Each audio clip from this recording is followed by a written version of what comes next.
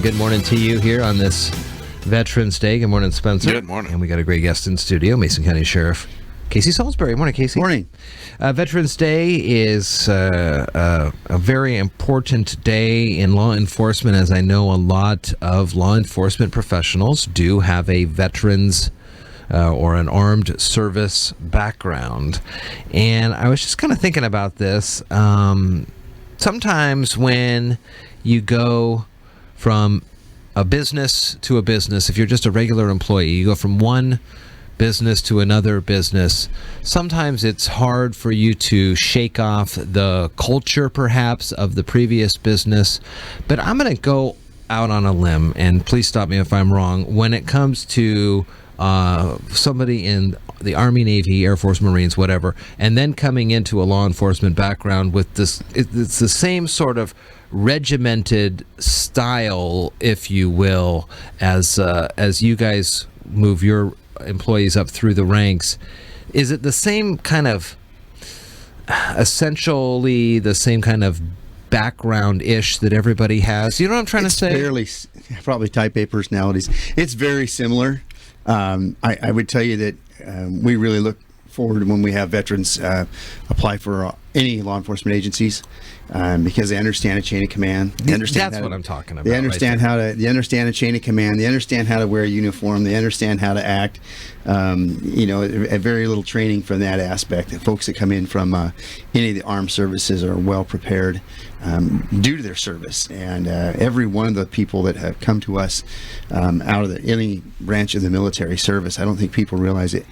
There's something for everybody in the military, and every one of those persons that comes out has an area of expertise or an area of specialty, and many of those apply to our offices directly and indirectly. What are some of those types of specific jobs that you can use and learn in armed service that you can think of either in your time here in Mason County or in Thurston County that somebody has been a perfect fit? They did blank in the Army, and they are then perfectly suited for blank at the sheriff's office. Everybody in our department I can name as something that worked. Former Under Sheriff Jim Barrett's intelligence officer in the Marine Corps. And his ability to gather intelligence and in government work and put plans together and mission plans and strategy plans was unbelievable when we had Jim here. Each one of those folks that are in those positions like that, they can look at a mission, they can define the goals, they can define the objectives, they can put together a mission plan of how to get there. And I was always so impressed, and I am impressed with each person that we have coming out of the military that's able to do that. We tell you that our county for years never had goals and objectives, and it was very tough for the rest of us because I'm not military, but it was very tough for the rest of us. We were very, very goal-oriented, very mission-oriented, and to have an undersheriff and a command staff that were all felt that same way. Every single year that I've been here, we have goals and objectives in the sheriff's office, and they're written, planned out goals and objectives. And I think the county has finally started doing that, but we went for 10 or 12 years begging for a game plan, begging for some type of goals and objectives. And here I'm working with, a Marine and a retired Sergeant Major, Special Forces Sergeant Major.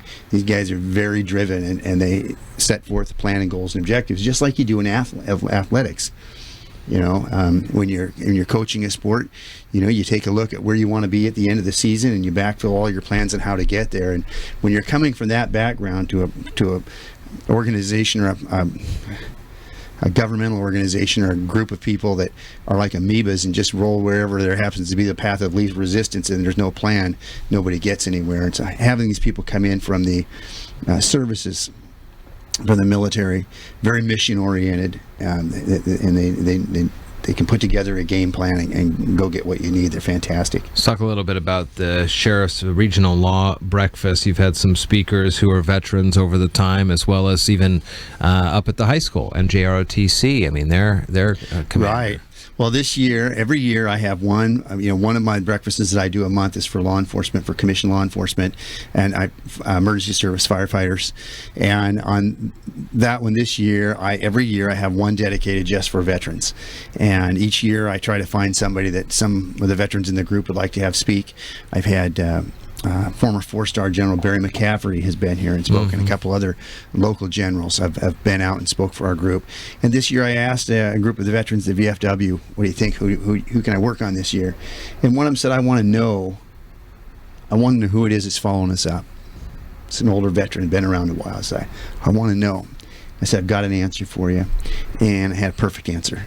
I called Commander Hood and Sergeant Major Hernandez at the NJROTC at the high school program, and they came out with their leadership and did the program that month. And if you want to see something that's upcoming for our country and people, young people doing a great job in leadership, look at your ROTC kids at the high school. Those cadets came up, 2 young women came up and actually did the presentation on what the ROTC does, the skills that they gain by being an ROTC student, and where they're going towards in areas of the military. And even if they don't go in the military, tremendous training in there. And Commander Hood, Sergeant Major Hernandez, outstanding individuals directing our kids in leadership. And then the 2 young women that spoke were both the leadership command for ROTC, and I know that a couple of people came up to me afterwards and wanted to grab those young women and bring them to their schools to speak about what they have accomplished at Shelton High School and ROTC programs. Yeah. So we were really thrilled impressive. to have them for our law enforcement breakfast. And then this last week, for my wife's school, was actually looking for a veteran to speak, and a neighbor of ours, a great friend for many, many years, Fred Wiggins, and another friend, Milan Franklin.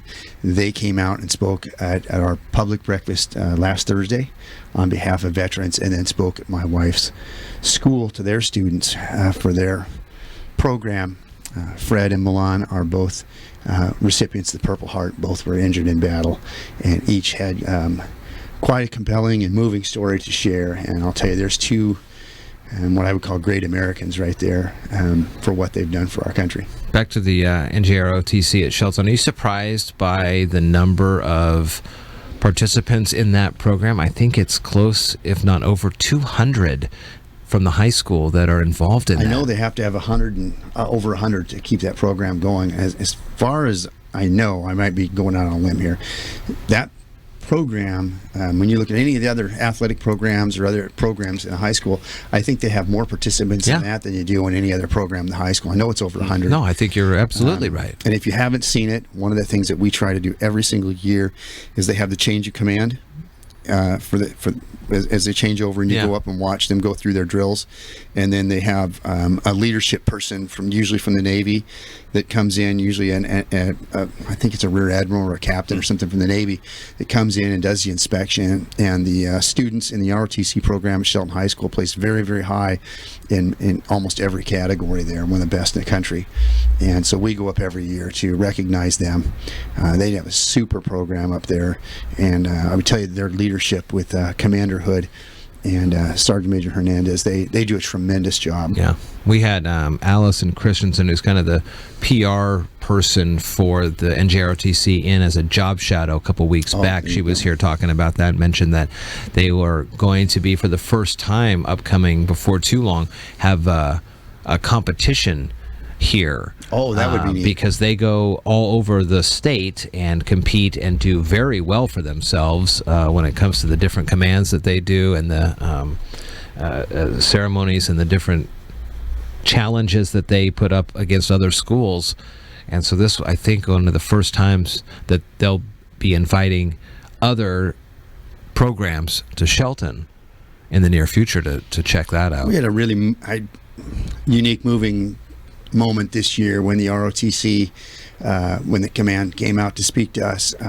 That program started when I was in high school. That's been a long time ago. And the commander in charge at that time was named Commander Childs. And the students of the high school had just so much respect for Commander and his family. And it just happened to be that his daughter is the same age as I am. We've known each other for many years. And Commander passed away a couple of years ago. And this year, when Commander Hood and the Sergeant Major came out to speak, they did a special recognition for Commander Childs' family. And Mrs. Childs, Commander's wife, came out that day to join us. And it was really neat to have the current commander and the very first guy that started the program. That is cool. Recognized, and it was really a really neat day for that. But coming to this Veterans Day, every year we have programs for that. And I heard one of the guys say, I think it was Fred the other day, Mr. Wiggins spoke the other day, and for each one of them, 2 guys significantly wounded in combat, Purple Heart veterans. Every day is Veterans Day. Mm-hmm. And it's every single day for those guys. And I just can't tell you how fortunate we are to have folks like Fred and Milan in our community.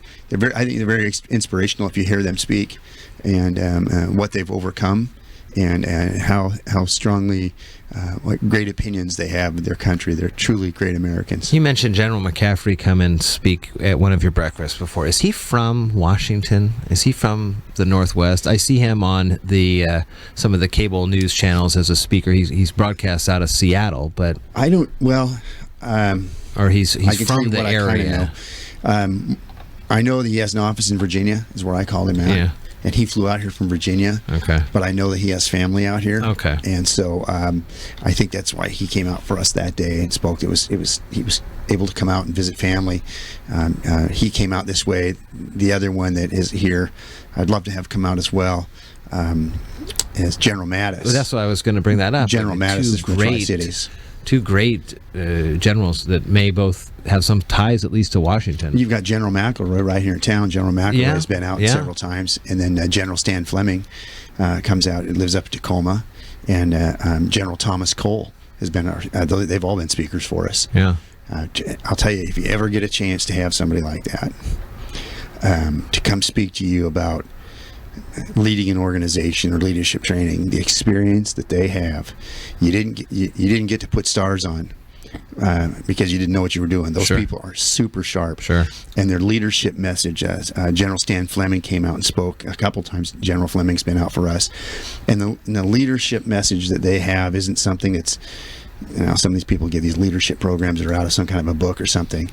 It's very simple and practical in leadership. It's not you don't have to read a 400-page book on leadership. These people are tremendous at what they do, and the talents in their backgrounds are unbelievable, and the places they've been in the world. General McCaffrey, when he spoke, he's an expert on Middle Eastern culture. He talks about how that all ties into when we were in the Middle East over there, and just tremendous to listen to. So there's a bunch of those people in our area. General McCaffrey, I guess, has a consulting firm in Seattle. Okay. It's based there, BR McCaffrey Associates. Huh. Yeah, he and his son, Colonel Sean McCaffrey, was here too. Tremendous people come out for us.